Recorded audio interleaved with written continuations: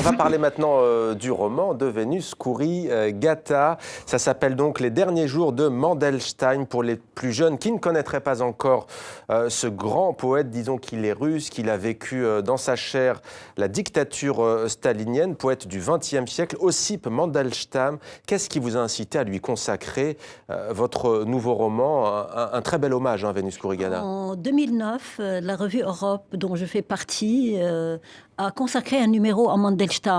Et j'ai découvert toutes les souffrances du monde, toute la dictature exercée sur un seul homme. Pas sur un seul homme, sur tout un peuple. Oui. Staline a fait souffrir beaucoup de monde. Mais surtout, le couple Mandelstam. Il y a eu comment vous dire, une oppression terrible. Un acharnement. Acharnement sur cet homme. Parce qu'il a écrit un poème qui commence comme ça.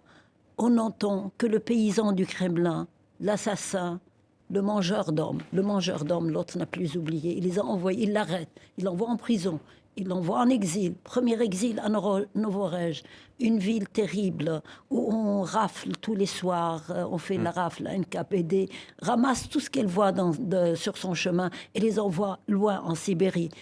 Ils reviennent à Moscou après 3 ans. Il les renvoie le lendemain. Il n'a pas le droit de travailler pour gagner sa vie. Sa femme est obligée de mendier. Ils mendient tous les deux. Ils se lèvent le matin. Il lui dit, nous allons devenir des mendiants professionnels. Et ils tapent leurs amis. Ils vont de porte en porte demander de l'argent. Il n'a pas le droit d'écrire surtout. Et quand il écrit, c'est dehors de chez lui. Il patauge dans la neige la nuit. Il écrit le poème dans sa tête. Et c'est ça que vous rendez à merveille, c'est vraiment ce fracassement qu'il a dans sa tête. Alors il meurt en 1938, il a tout juste 47 ans. Vous faites revivre le poète, mais aussi ses amis, ses proches, dans c'est vraiment très documenté, une vraie bibliographie. Il y a ce va-et-vient constant entre votre admiration que vous lui portez et ce que vous venez de dire, à savoir ses mots à lui. Qu'est-ce que ça apporte, ce va-et-vient ? C'est-à-dire, ce va-et-vient est dû à un leitmotiv chez moi, un refrain, sa mort, qui revient tout le temps. Quand il est mort dans ce camp de Vladivostok, et que ses camarades, qui sont des criminels des droits communs, lui lèvent le bras tous les jours à ce cadavre pour qu'il puisse bénéficier de son morceau de pain. Je reviens souvent vers ça. Je reviens vers la faim, et vers la non-écriture, le refus de laisser cet homme écrire, et qui écrit dans sa tête et qui vient de les dicter à sa femme. Et vous lui permettez d'avoir le dernier mot à Mandelstam. Est-ce à dire, selon vous, Vénus Kouri-Gata, que la littérature est l'un des moyens les plus puissants contre la barbarie? Certainement, c'est ce que fait Lasri aussi. Contre la barbarie, il faut l'écriture. Il n'y a rien d'autre que l'écriture et le cinéma et la peinture ne peut pas dire ce genre de choses. Il faut écrire. Les mots, les dialogues sont les seuls qui peuvent exhumer quelqu'un. Mandelstam est resté mort pendant 30 ans après sa mort. On n'en a pas parlé. Et c'est grâce à sa femme, son épouse, à qui vous rendez hommage. Est-ce que vous pouvez nous parler d'elle?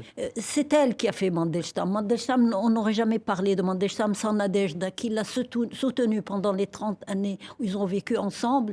Elle écrivait ses poèmes en petit. Elle allait les cacher chez des amis sûrs, dans des chaussures, dans des casseroles, dans des bottes, dans des oreillers cousus. Parce que si on retrouvait le poème chez les amis, la personne est exilée elle-même.